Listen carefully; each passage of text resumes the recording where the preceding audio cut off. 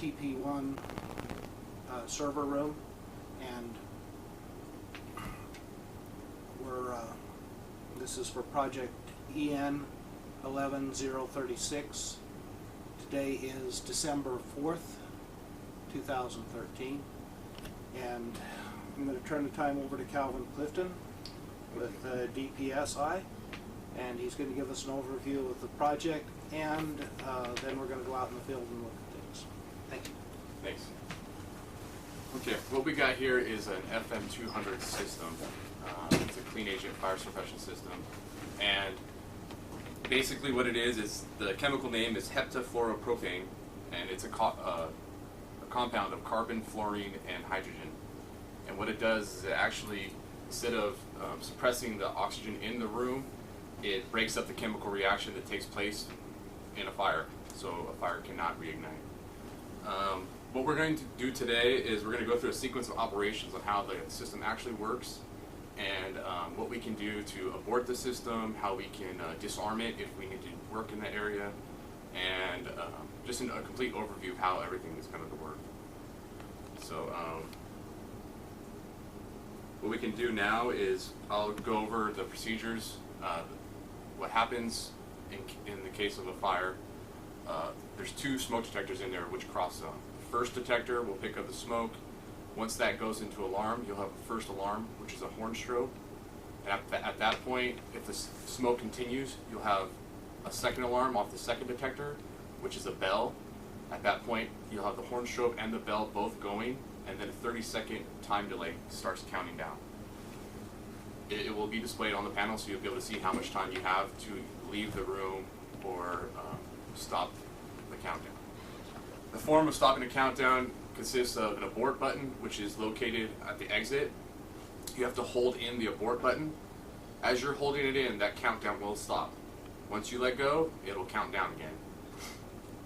If you hold the button down and there's less than 10 seconds left, the countdown goes back to 10 seconds. And you let go and it starts counting down, you put it in, it goes back to 10. So it always gives you that 10-second variable. Also next to that abort button, there's a manual release. If you see a fire and you don't want to wait for both detectors to go off, you can pull the manual release. At that point, what will happen was the agent will discharge immediately. The AC shutdowns, the ACs will shut down immediately, and all horn strobes and bells will go off, as well as a discharge strobe located on the outside of the room. The discharge strobe lets people know that the agent has been released and to not enter the facility. So what we'll do now is that we can go in and I'll go through a whole walkthrough of the system and the events taking place that cause each action. The Aegis panel for the FM200 agent, and as you can see, we have our 1-800 number on the front of the panel, and at any moment you can call us for a 24/7 operation. If you have any trouble, any problems, any malfunctions, give us a call. We have a response time within 2 hours, I think they'll be on site. Again, this is the panel. As you can see, the circuit number for the power is labeled on the front.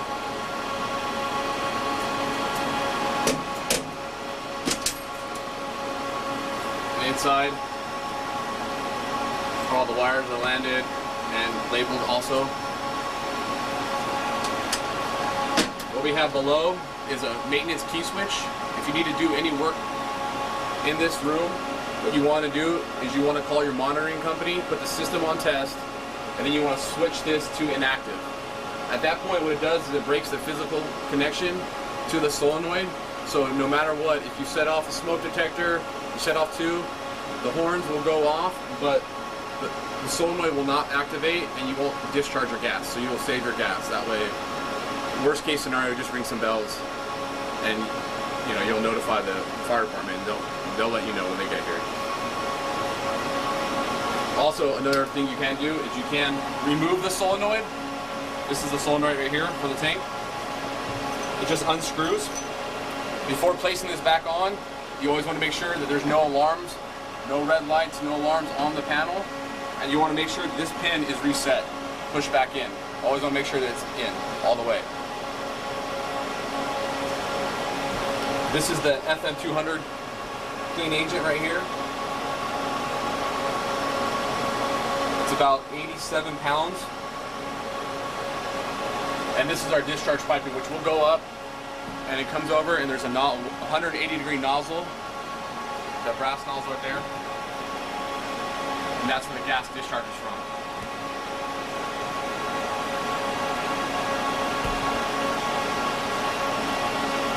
Again, FM200 is not lethal. It's clear, there's no residue left behind, so there's minimal cleanup after something discharges, but it has full effect on a fire. This tank will discharge in 10 seconds or less. So that's how fast it's going to take care of everything. Over on the exit wall, what we have here,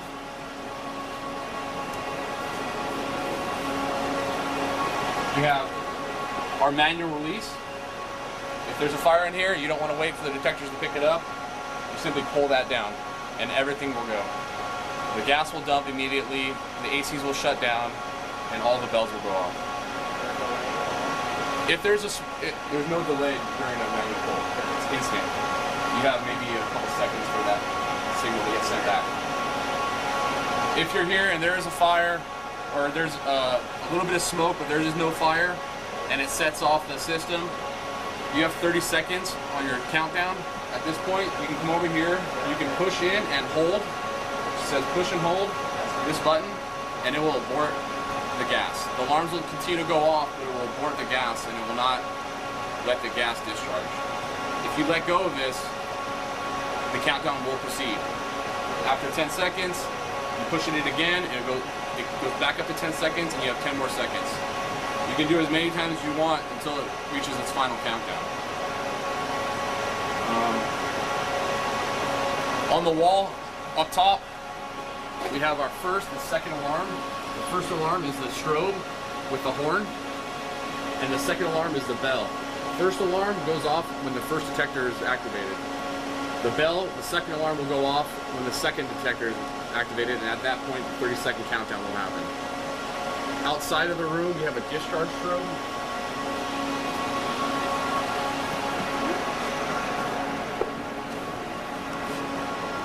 The discharge strobe will activate after the 30-second countdown and the gas is discharged. This lets people know not to enter the room because the clean agent is doing his job and that there must have been a fire inside. In a few minutes, I guess what we're going to do is we're going to do a full functional walkthrough. I'm going to activate both detectors and watch. You guys are going to be able to watch each alarm go off and the 30-second countdown, and we're going to watch the solenoid. It'll fire the pin, but I'm not going to have it on the tank, obviously, because we're going to, save the gas. But you'll be able to see activation. Detector, you guys are going to see the horn strobe activate. And at that point, I will silence that one. I'll hit the second detector. The horn strobe and the bell will activate. ACs will shut down, and the 30-second countdown will start. We'll let that. I'll silence it so the bells aren't constantly going.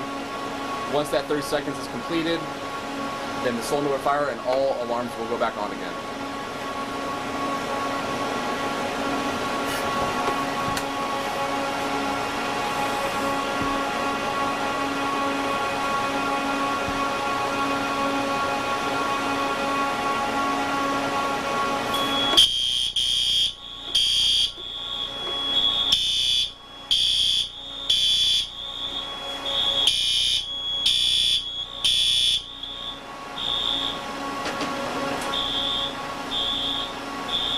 That's the first detector, and that was the first alarm. I'm going to activate the second detector now.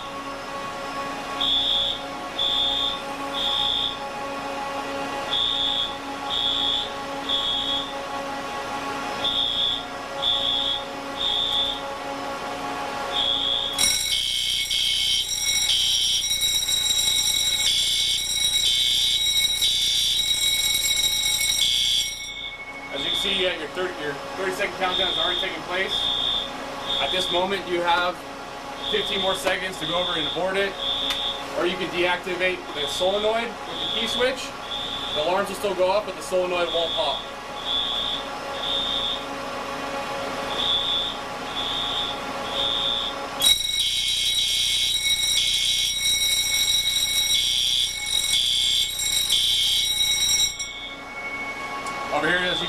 solenoid. It has fired. It's popped out. And if you go outside, you'll see the discharge strobe is activated and flashing out in the lobby area on the outside.